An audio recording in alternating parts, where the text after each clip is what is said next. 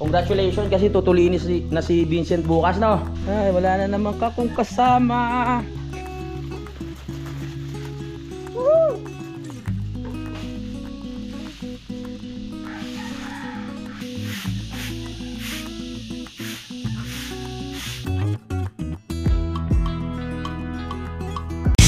Simula nang magkulitan kasama si Nuy TV. Narinig ko yung nahanap mo ko. Nihintay mo ako magising. My goodness. Naligo ka na? Nahuli tuloy ako. Anong oras kayo natapos? My goodness. Hindi ko na Hindi ko na rin alam. Nahilo na ako eh. Pagkakalam ko nagpabili pa ako. God. Anong oras kayo Ngayon na? Vlog na tayo. At good morning sa ating lahat mga kapanalig. So si Kuya Boy at Kuya JP ay uuwi na. At si Utol mamaya at si Vincent uuwi rin. So ako mag-isa matitira dito. Malamang maligo ako mag-isa. Pwede pa yan nandito pala yung sala ginawa namin sala ng yung pang ng tawag dito, pansit canton. Para sa mga down. My goodness. Ayan. Ilang araw tayong masaya dahil nandito sila Kuya JP at si Kuya Boy. Pero syempre kailangan nilang umuwi dahil nga syempre may kanya-kanya silang trabaho at kailangan asikasuhin. Unti-unti silang nagliligpit. Ayan, nagsasapatos na. Si Utol paalis na rin. Ganyan talaga ang buhay. May mga araw na masaya, may mga araw na malungkot. Kausap ko na naman mga kuliglig nito mamaya. Tapos ko silang nag-aaral. Pero mag-ingat kayo Tapos ko silang palakihin. Bigla nyo na lang ako iiwan dito. My goodness. Tignan muna natin ang view dito sa terrace mga kapanalig. Okay tayo. Mamimiss ko yung mga bakas ng nyo dito. Yung mga amoy ni Kuya Boy sa higaan. Yung amoy ni Kuya... Yung laway doon sa unan. Wow, ang ganda ng ating umaga ngayon. Sikat na sikat ang araw mga kapanalig. Good morning sa ating lahat. Alam ko na. Maglilinis na lang ako ng dito, ng bahay hanggat wala sila. Ay si Kuya. Dahil nung nakaraan si Kuya na yung naglinis ng kapaligiran. So dapat ma-maintain natin yan. Hindi naman pwede na siya maglilinis tapos ako yung manggugulo. Lalaba rin ako ng mga damit kasi ang dami na My goodness. Alis na talaga kayo? Yeah. May pasok ka ba? Ay si Kuya Boy may pasok Kuya Boy. Oh. Babalik na naman si Kuya Boy sa Nabotas. Maraming salamat po, kapanalig. Ingat kayo Maraming salamat. Parang mga macho ka Kuya JP Parang lumilit yung tiyan mo. Nagtatay nga. Ay nagtatay ka nga pala My goodness. Ready na natin yung ating Para ako natulog sa sa bodega. Dito ako natulog kahapon Tapos hinarang ko yung mga dito para hindi ako mapasok ng mga kukulit Hinarang ko lahat dito. Habol tayo, hindi natin nakunan. Oy, bye-bye. Hindi na kayo nakunin Ingat Sige. Matibay para mga matuhod ng mga yan Wala na. Tapos aalis din si Utol Wala na. Kausapin ko na lang mga pusa dito tsaka aso. Oo nga. Ay nako. Ayan. Kaya nga pala bumalik sila Utol dito. Di ba umuwi sila nung kailan kayo umuwi? Friday? Nung Sabado Bumalik lang sila dito kasi na-reschedule yung tuli ni Vincent. Congratulations kasi tutuloy na si Vincent bukas Wow, big boy na. Hindi ka natatakot? Hindi ka kinakabahan? Ayos lang. Hindi naman masakit yun, parang kagat lang ng langgam yun. Tuturukan ka lang tapos yun tuli ka na. Congratulations. Pwede ka naman ligaw. Awag, bata pa, aral muna. Naglaga lang ulit ako ng anis. Dahil ilang araw tayong puro inom, so kailangan naman natin ngayon bumawi. Diba? Nakabihis na talaga sila Hindi na talaga papapigil Okay lang ako dito. Yan, ang anes. Effective talaga to mga kapanalig, sinasabi ko sa inyo.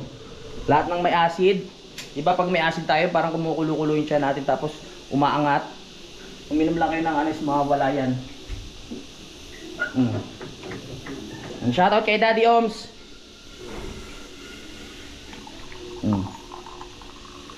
Dahil kay Daddy Oms nalaman namin to kasi ano eh, nakichismis siya dun sa mga kaibigan niya. Oh yeah. Parang ano lang siya, parang ihi. Pero effective. Tol, ingat kayo ah. Kailan balik mo? Mga isang buwan? Mga bebe. Oo. Ay, sasama mo rin si Vincent pabalik dito? Okay. So dito na lang magpapagaling si Kuya Vincent. Kasi nandito yung mga herbal eh. Kaya dito muna.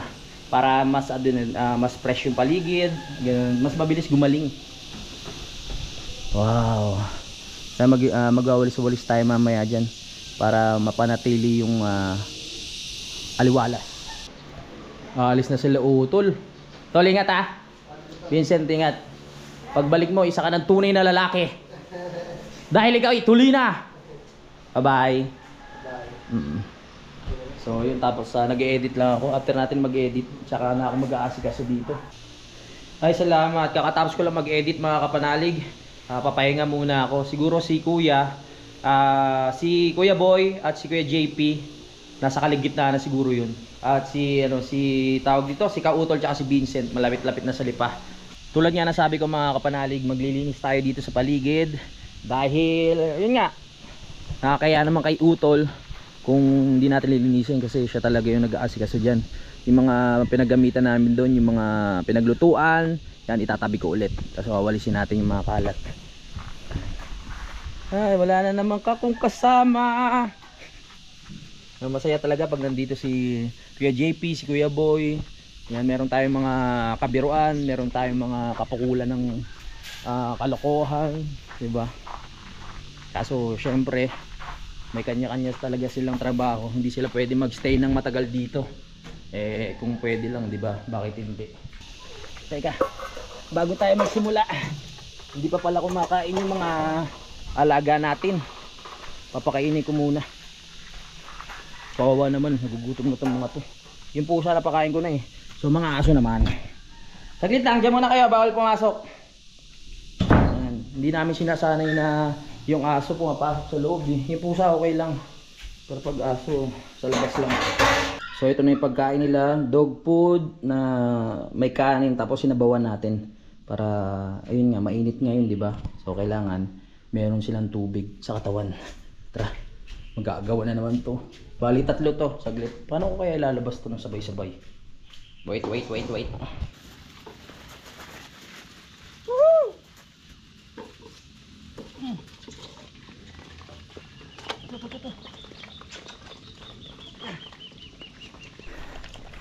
Grabe, ang lakas sa pagkain. Ito ko siya, hindi naman namin aso to eh. Nasa Peklat. Peklat, kain na, bilis. Yung dalawa hindi pa kinukuha ni Kadede. Ayan. Sige, kain. Solong-solo nung isa dun oh. Doon, lipat kayo. Yan. Share lang ha. Okay, good. Oh, laki na nagtiyan oh. Okay, go. Tapos lagyan natin sila tubig. Mainit. Nung nakaraan nakita ko sila, merong tawag dito, niniinom nila yung sirit ng tubig doon sa may gripo, nauuhaw, kaya nilalagay ko na palagi ng tubig doon sa may kainan. Kawawa naman. Inaaway tuloy ni Peglat yung isa. Oh, tubig. Water. Ayan, kailangan nyo yan. Summer ngayon. Water.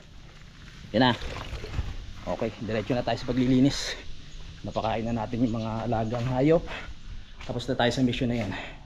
Paglilinis naman tayo. Wala, nasira na pala itong upuan. Sino kaya may kasalanan na ito? My goodness. Ang bigat naman ng upo dyan. Sa bagay, ano na, matagal na to eh. Kaya okay lang kung masira siya. Ang papalitan na lang natin. Meron naman siyang kapalit na dalawang upuan, di ba? Yung binili natin. O, ito yung mga bakas ng kahapon. Diyan muna sa gilid. Walis-walis muna ako para umaliwalas ulit.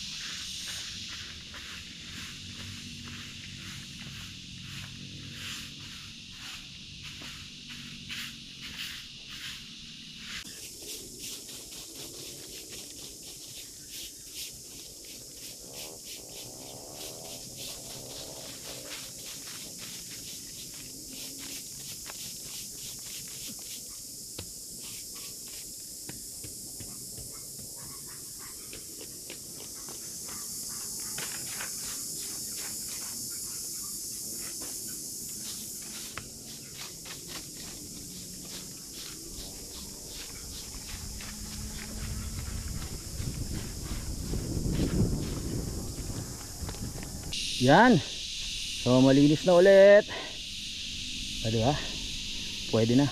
Doon man tayo sa kubo. Tignan ko kung yung hagdan doon baka may mga tuyong dahon din. Tara. Libangin natin ang ating sarili. Hindi tayo kailangan malungkot kahit tayo lang mag-isa. Kahit ako lang mag-isa pala.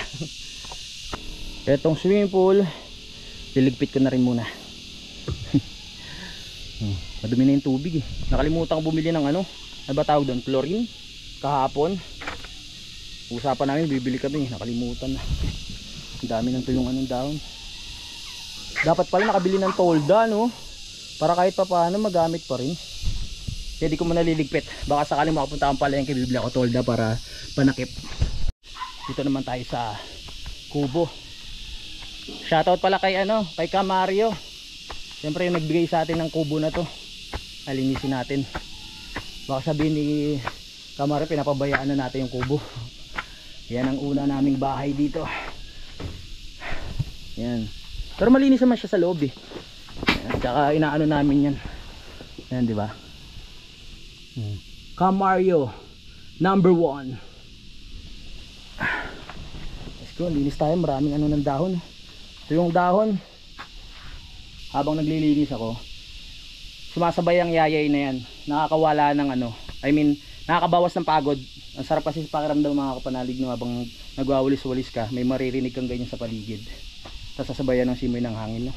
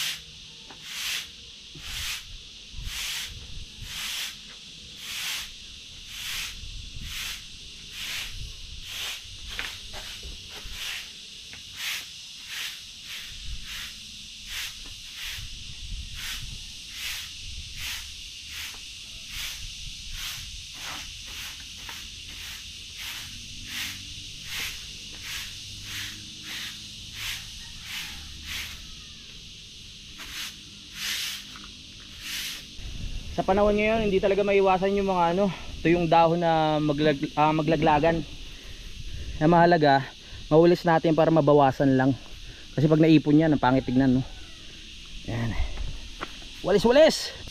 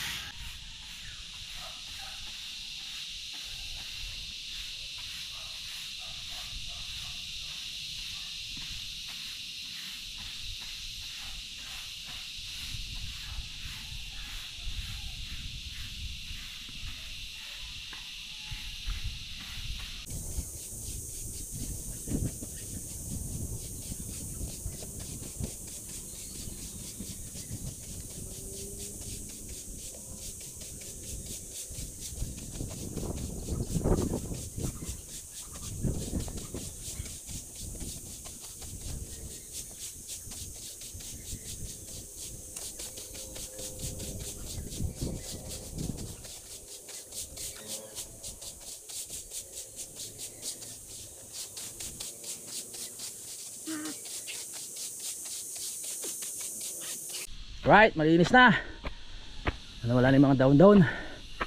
Maliwalas na ulit. Hanggang doon sa baba. Hanggang dito sa kubo. Okay. Kukunin ko pala yung ano, bombilya. Kakabit na natin dito. Kunin natin yung bombilya. Kabit na natin. So liligpit pa ako dito sa loob ng bahay. Yan ha. Hindi lang ako taga dumi ha. Naglilinis din ako. Yeah.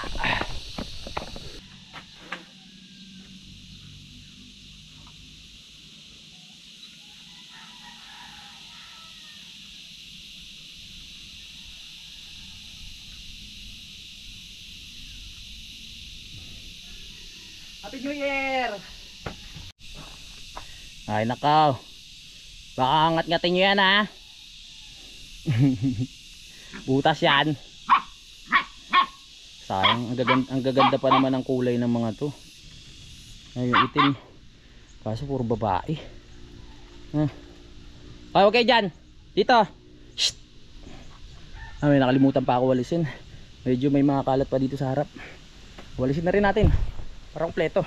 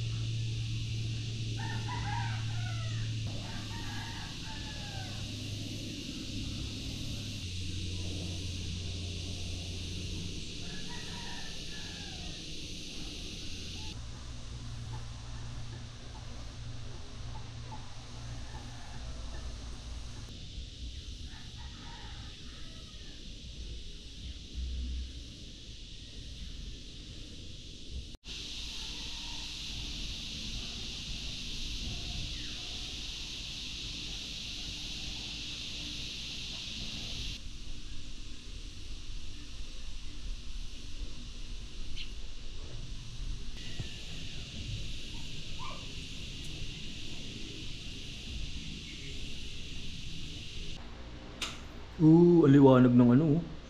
Sakop hanggang doon sa may ano, sala. So oras natin mga kapanalig ay 2:15 ng hapon. Yan, malapit na namang maggabi. Ako naman mag-isa dito. Ito na pala yung kinuha namin kahapon. Yung hiniram namin kay Kadede para sa punla. Magtatanim na kasi si Utol, no. Yan. Excited na nga ako sa mga tanim ni Utol eh. Kumukulog ah. Tapos madilim yung langit mga kapanalig. Kaya chinarge ko na yung aking ilaw. Kasi baka mamaya mawala na naman ng kuryente pag malakas yung ulan. Alam nyo naman dito. Mamaya dito na lang matutulog mga kapanalig sa taas, no? Mas presko eh. O-open ko lang to.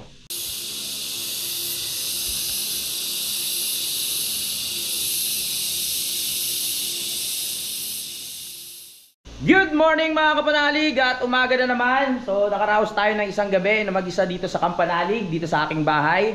Kahapon, yun nga, naglinis tayo ng paligid. At dahil naumpisa naman natin yung vlog ng puro paglilinis, ituloy na natin yung paglilinis dito sa bahay mga kapanalig, no, hanggang sa matapos. Pasensya na kayo ha.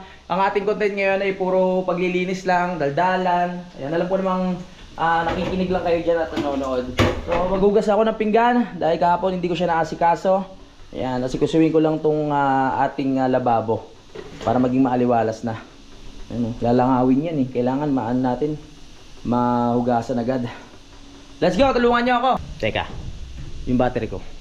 Kailangan ko magpalit ng battery dahil yun nga, lobat na ako. Bago tayo maghugas ng pinggan. Saan na yun? Yun. Dito pala sa loob, akala ko nawala na eh. Baka Webes pa makabalik si Utol. Ang araw natin ngayon ay Martes pa lang. Meron pa tayong mga isang araw na walang kasama dito. Tara, kilos-kilos muna tayo para tayo ay malibang-libang naman. Tapos mamaya hahanap pa ako ng mga magagawa natin para meron akong update sa inyo, no? Medyo nagkakaproblema lang tayo sa mga screen, lalo na dito mga kapanalig, no? Sa malaking part. Kasi pag nakabukas siya, screen lang yung ano, yung mga pusa, inaakyat. Tapos yung mga aso doon, kinakalkal din para makapasok dito. My goodness, kaya yung iba medyo nasisira yung forma. Bago tayo maghugas ng pinggan, papakita ko lang sa inyo yung swimming pool. Hindi ko alam kung sinong may kasalanan nito eh. Pero kailangan i-drain ko na. Ayan o, meron dumumi. Hindi ko alam kung ano ba yan. Dumi ba yan ng pusa o aso na umakyat? Hindi kaya putik yan na sinadyang ilagay dyan? Ang dumi na. So kailangan i-drain ko na siya bago tayo maghugas ng pinggan. Ayoko na mag-swimming dyan kasi may dumi. Diba sana kung may filter. Okay, wala na naman tayong mga bisita.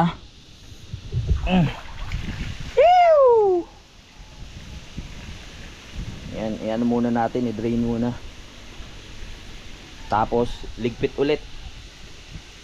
Sa ngayon talagang hindi ko pa ma-perfect mga kapanalig yung paglalatag nito. Kasi nung nakaraan nung nilatag namin, may malaking bato pa rin doon. Akala ko okay na eh yung nilatag namin ni Kuya Boy.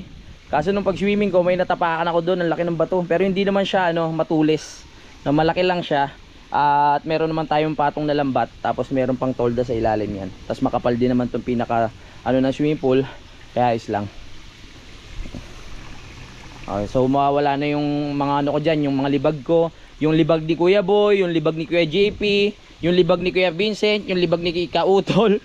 Yan, matatanggal na. Sa susunod, pag meron na tayong water filter, tapos tatakpan natin, pwede nang tumagal yan.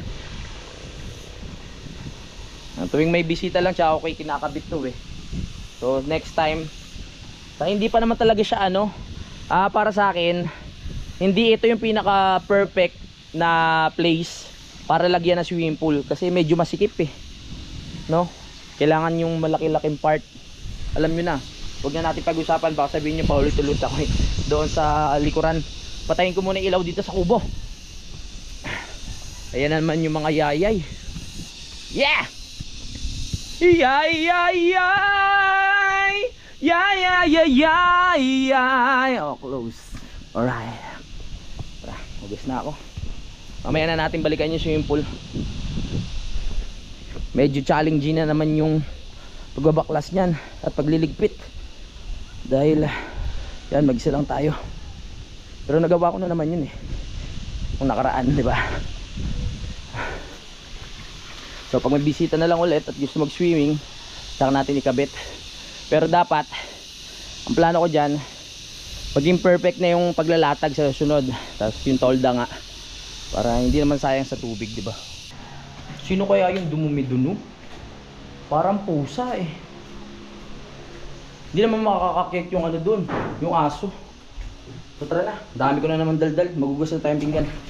Tulungan niyo ako Kaya taga Banlaw.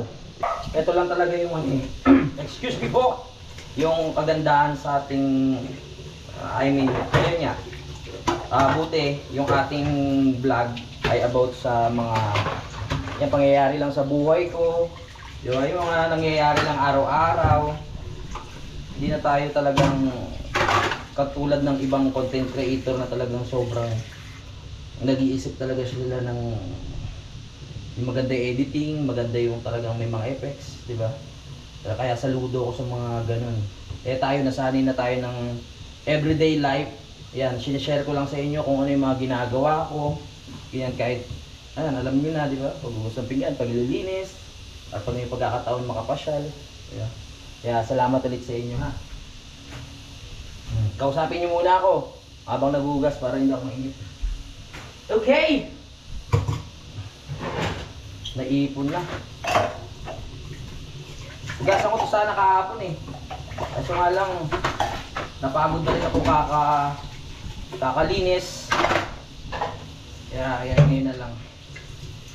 Mahirap din yung yung may naiiwan na hugasin tapos may mga naiiwang kanin, ulam, nilalangaw. Alam niyo naman dito maraming insekto. Kaya Kaya kailangan hugasan agad.